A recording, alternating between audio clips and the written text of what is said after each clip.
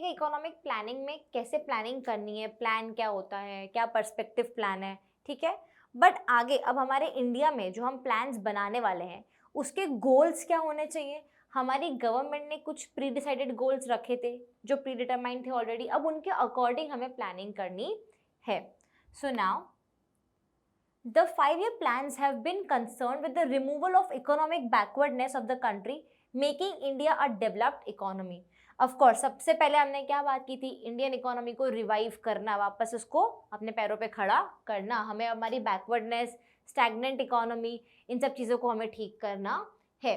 Now 5-year plans have also been taken care to ensure that weaker section of the population benefit from the economic progress of the country. 5-year plans में ये भी देखना है हमें कि जो weaker section है उसको भी बेनिफिट पहुंचना चाहिए। ऐसा नहीं कि वीकर सेक्शन वीक रह जाए और आपका जो अच्छा वाला सेक्शन है, जो स्ट्रॉन्ग है, वो और स्ट्रॉन्ग हो जाए। वीकर सेक्शन को भी बेटर पोजीशन पे लेके आना है। The first 5-year plan was launched by our first prime minister.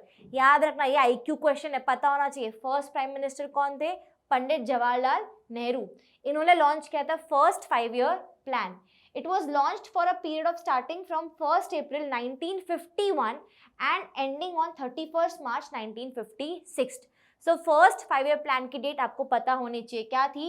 1st April 1951 and it ended on 31st March 1956. ठीक है, फाइनेंशियल ईयर शुरू हुआ 1951 में तो प्लान शुरू हुआ, फाइनेंशियल ईयर एंड हुआ 1956 में, ठीक है, फिफ्थ ईयर एंड हुआ, तो वहाँ पे हमारा 5-year प्लान एंड हो गया। 12th 5-year plan of the government of India, that is 2012 till 2017 was India's last 5-year plan. In between these years some annual plans were also introduced. That means यहाँ पे क्या बोला जा रहा है, 2017 में हमारा लास्ट 5-year plan था, बिकॉज इसके बाद में प्लानिंग कमीशन क्या हो गया, डिसॉल्व हो गया, क्या आ गया, नीति आयोग आ गया, तो उन्होंने आगे प्लानिंग स्टार्ट कर दी। Now each 5-year plan is listed the basic goals of India's development which served as guiding principles of India's planning. हर एक 5-year plan ने कुछ ना कुछ गोल्स थे जो इंडिया के ऑलरेडी प्री डिसाइडेड थे, उसको ध्यान में रख के हमने आगे प्लानिंग की थी। Now these basic goals are growth, modernization, self-reliance and equity. ये 4 चीजें हैं जो गवर्नमेंट ने मेन डिसाइड की थी कि भाई इसका तो हमें ध्यान रखना ही है। ग्रोथ होनी चाहिए, ठीक है, मॉडर्नाइजेशन आनी चाहिए, वही पुराने तरीके, वही ओल्ड फैशन तरीके नहीं यूज करने हैं, सेल्फ रिलायंस बनना है, ठीक है, सेल्फ रिलायंट होना चाहिए हमारा नेशन। इक्विटी मतलब हर एक चीज की इक्वालिटी यहाँ पे होनी चाहिए। As the goals cannot be given equal importance in all the plans, different goals are emphasized in different plans in India. हर एक अलग अलग प्लान में अलग गोल को इम्पोर्टेंस दी गई है। However, the planners have to ensure that as far as possible, the policies of the plans do not contradict the 4 goals mentioned above. That means क्या बोला जा रहा है, कोई भी पॉलिसी बनाने से पहले आपको ध्यान रखना है कि ये चीज़ें तो आपको कॉन्ट्रडिक्ट नहीं करनी है। ऐसा कोई भी पॉलिसी, ऐसी कोई भी स्ट्रैटेजी नहीं होनी चाहिए जहाँ पे आप इस चीज़ को कॉन्ट्रडिक्ट करो कि ग्रोथ की जगह कोई और चीज़ हो रही है, सेल्फ रिलायंस नहीं हो रहे, हम लोग सेल्फ रिलायंट नहीं हो रहे हैं, ठीक है, हम इंडिपेंडेंट हो रहे किसी चीज़ पे, हम डिपेंडेंट हो रहे किसी चीज़ पे, तो इनको कॉन्ट्रडिक्ट नहीं करना है। Let us now discuss these 4 goals in detail. Now first one being growth. Growth मतलब क्या, हमारी कंट्री ऑलरेडी बहुत पीछे थी, अब वहाँ से स्टैग्नेंट इकोनॉमी से उसको एक डेवलपिंग नेशन तक लेके आने में बहुत टाइम लगा। उसके लिए क्या चाहिए, छोटा छोटा ग्रोथ चाहिए, ठीक है, भले ज़्यादा नहीं, 0.5, 1%, 2%, लेकिन ग्रो होना ज़रूरी है। स्टैग्नेंट मतलब एक जगह पे रह जाना, और इंडियन इकोनॉमी एक स्टेज पे आके स्टैग्नेंट हो गई थी कि भाई अब तो हम नीचे ही जा रहे हैं, हम इसके ऊपर हो ही नहीं पा रहे थे। तो ग्रोथ बहुत बड़ा इंपॉर्टेंट और मेजर रोल प्ले करता है इंडियन इकोनॉमी के प्लान्स में। The stagnation during the British rule forced the planners to make economic growth the first and the foremost objective of Indian plans. That means क्या बोला जा रहा है, इसके आगे जो भी प्लान्स बनाने हैं वो ग्रोथ की डायरेक्शन में होने चाहिए, थोड़ा थोड़ा करके ग्रोथ होना जरूरी है। Growth refers to an increase in the country's capacity to produce the output of goods and services within the country. यहाँ पे क्या बोला जा रहा है, कंट्री की कैपेसिटी, उसका पूरा पोटेंशियल यूटिलाइज करना है और कंट्री के अंदर हमें गुड्स को प्रोड्यूस करना है। Growth implies either a larger stock of productive capital. Productive capital can include machinery, building, assets, ठीक है, आपके equipments हो गए, तो larger stock of productive capital होना चाहिए, or else larger size of supporting services like transport and banking or communication etc. या तो ये होना चाहिए, or else an increase in the efficiency of productive capital and services. That means क्या बोला जा रहा है, जितना भी प्रोडक्टिव कैपिटल है उसका पूरा पोटेंशियल यूज करना और हमारे सर्विसेज का भी पूरा फुल पोटेंशियल यूज करना, ठीक है. Either larger stock of productive capital और supporting services like transport or services, transport and banking services, or increase in the efficiency of these two. ठीक है, तो ये हुआ growth. Next क्या बोला जा रहा है? A good indicator of economic growth in the language of economics is a steady increase in the GDP, that is gross domestic product. GDP थोड़ा थोड़ा करके हमारा increase होना चाहिए, steady increase होना चाहिए. That is the good indicator of economic growth. Now what is GDP? GDP refers to the market value of the final goods and services produced in a country during a period of 1 year. आपने पूरे साल में कितना good produce किया, उसकी value क्या है.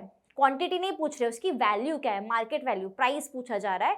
तो जब वो आप जानते हो, that is market value of final goods, it refers to the GDP. GDP means gross domestic product.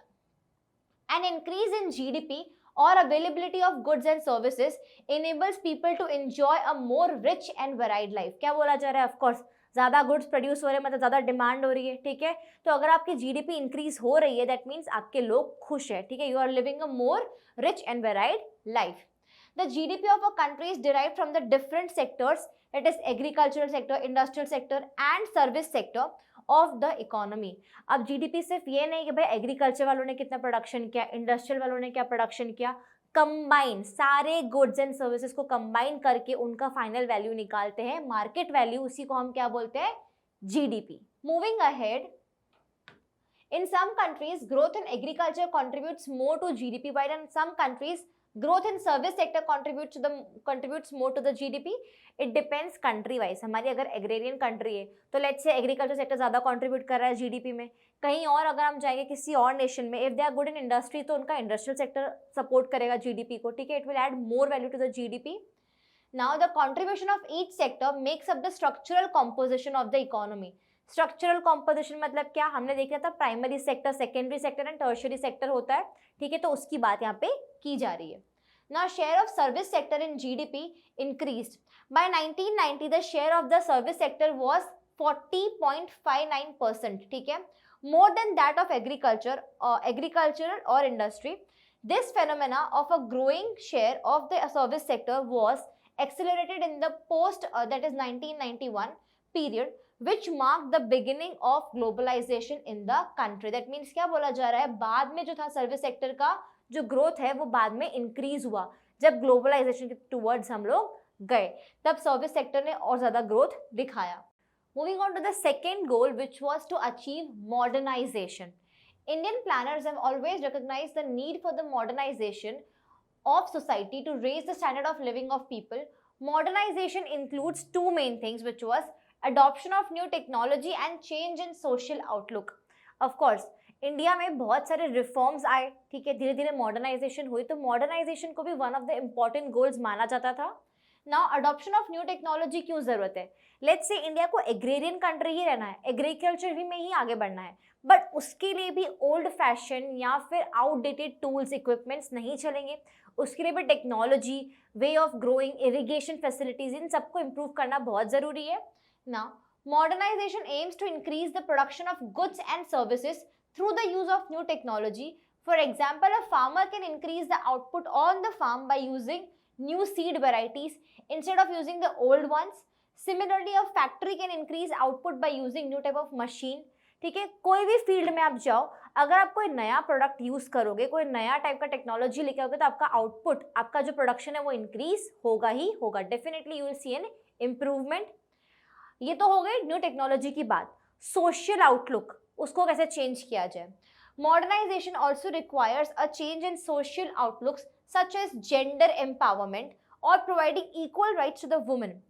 क्या बोला जा रहा है, हमने पहले भी डिस्कस किया था फर्स्ट लेसन में, दैट हमारे यहाँ पे जेंडर इनइक्वालिटी बहुत ज़्यादा होती है, स्पेशली विमेन को तो राइट्स मिलते ही नहीं थे पहले भी क्या था, हमारे यहाँ पे 16% या 15% तो पॉपुलेशन थी जो लिटरेट थी, उसमें से भी विमेन की जो हमारी यहाँ पे पॉपुलेशन थी जो लिटरेट थी, it was less than 7%।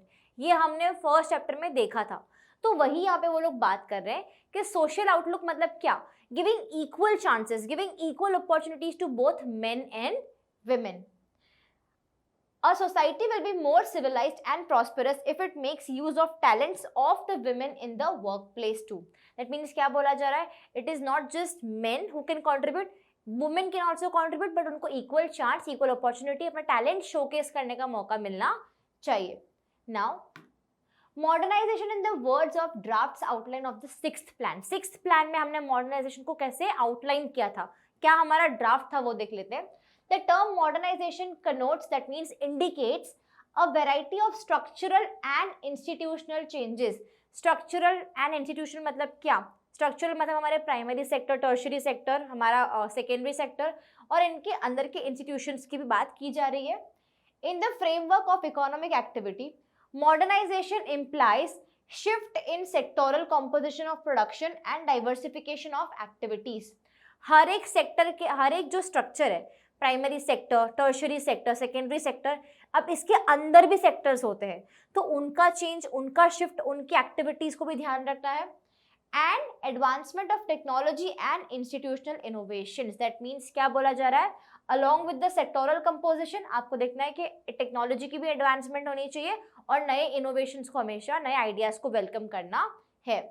So as to transform a feudal and colonial economy into a modern and independent economy. Feudal का मतलब क्या, जो है ना ओल्ड फैशन है, कोई टेक्नोलॉजी अगर आउटडेट है तो इकोनॉमी भी वैसी नहीं होनी चाहिए, हमारी इकोनॉमी को उस चीज से बाहर निकाल कर हमें रिवाइव करना था. The next one is self reliance. It was the third most important goal, self reliant होना. हमने देखा था कि इंडिया बहुत डिपेंडेंट हो गया था, अपने इंपोर्ट्स और एक्सपोर्ट्स पे बहुत डिपेंडेंट हो गया था, स्पेशली हमारे एग्रीकल्चर को लेके, हमारे फूड ग्रेन्स को लेके. ठीक है, India being an agrarian country, फिर भी हमें फूड ग्रेन्स की शॉर्टेज हो गई थी. तो इन सब छोटी छोटी चीज़ों को लेके देखा जाए तो हमें सेल्फ रिलायंट होना बहुत इंपॉर्टेंट था. ठीक है, the third major objective is to make the economy self reliant. ठीक है, सेल्फ रिलायंट मतलब अपने पैरों पे, अपने ऊपर ही डिपेंडेंट होना है और किसी पे नहीं. Self reliance under Indian conditions means overcoming the need for external assistant. Already Britishers ने बहुत रूल किया, हमने बहुत एक्सपोर्ट कर लिया. ठीक है, बाहर हम बहुत इंडिपेंडेंट हो गए थे बाहर की कंट्रीज पे, अब हमें एक्सटर्नल असिस्टेंस नहीं चाहिए. Now we are going to function on our own, we are going to cater our needs on our own. In other words, it means to have developed through domestic resources. अपना domestic resource, अपनी country, within the country आपको development लाना है, so that you can become self-reliant for that.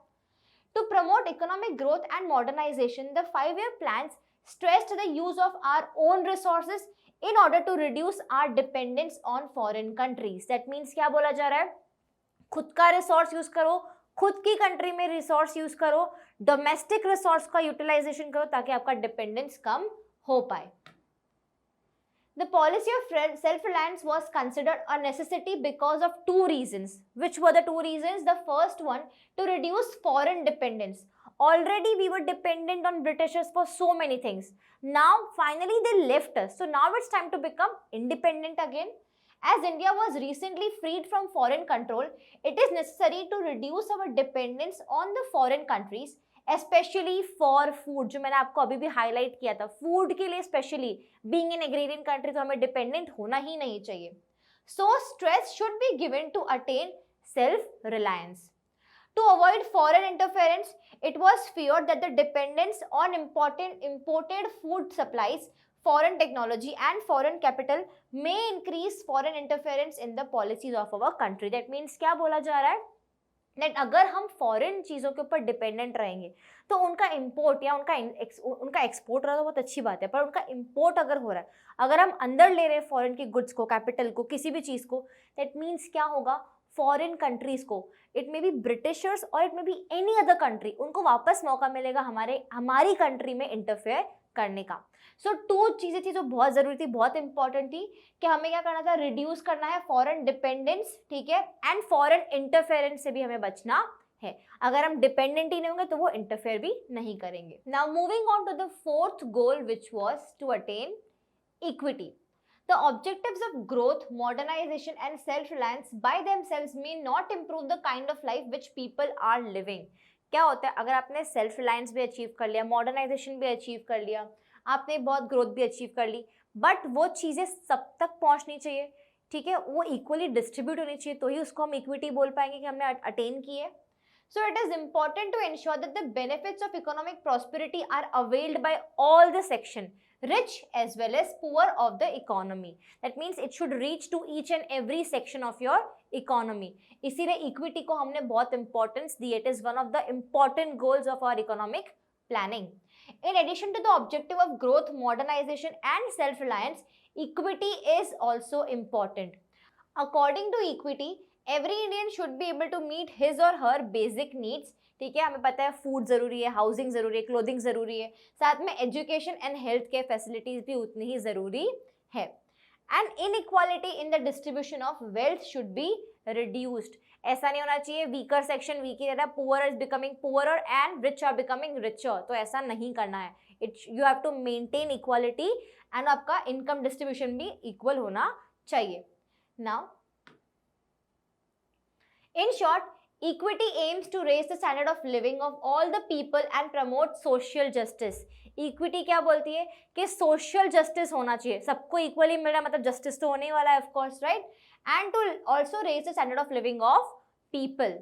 Let us now discuss how the first 7 5-year plans, that is from 1950 to 1990, attempted to attain the 4 goals and the extent to which they succeeded in doing so, with reference to agriculture, industry and trade. That means यहाँ तक हमने क्या देख लिया, economic planning, और अब इस video में हमने देखे कि हमारे गोल्स ऑफ इकोनॉमिक प्लानिंग क्या थे। हमारे पास में 4 गोल्स थे। क्या थे हमारे गोल्स? अगेन रिवाइज करो, हमारे पास में था growth, then self reliance, modernisation and equity. ये चारों चीज़ों को ध्यान में रख के ही हमने आगे के प्लान्स, आगे के 5-year प्लान्स कंस्ट्रक्ट किए थे, आगे के प्लान्स हमने बनाए थे। अब आगे वाली वीडियोस में हम देखेंगे that is from 1950 to 1990 which attempts were made and till which extent we succeeded. So let us move on to our next topic.